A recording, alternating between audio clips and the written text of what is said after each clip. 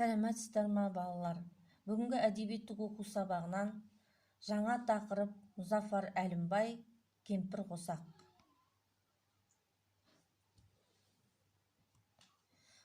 Сабақтың мақсаты өз ойы мен сезімін тірек сөздерді пайдалана отырып жеткізу.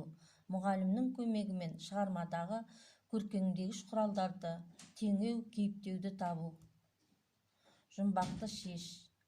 Алдымда әр түрінен жібек жіптің, аспанға әшекейлеп кесте тіктім. Жарайсыңдар? Онда видеоролик тамашалайық.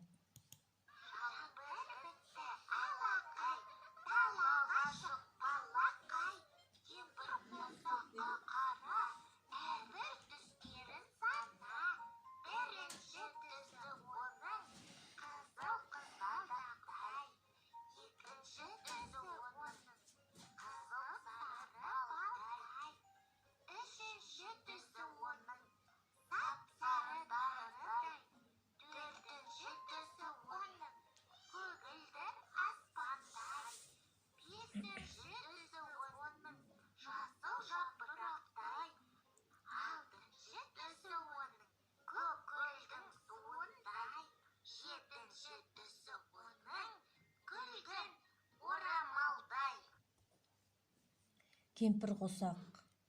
Өлеңді мәнерлеп оқы. Жаңбыр жауып басылды, аспан шайдай ашылды, көкте қызыл жасылды, кемпір қосақ асылды. Мектебімнің тойдағы қақпасындай әдемі, мұң құбылып жайнайды, қызықтырып әдейі.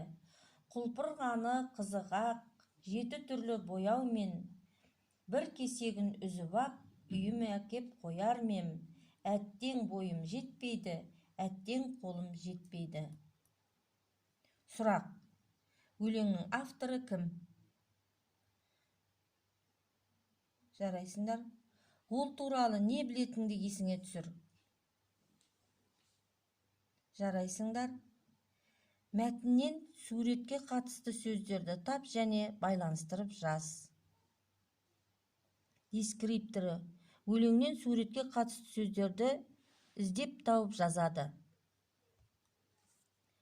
Біліп кел.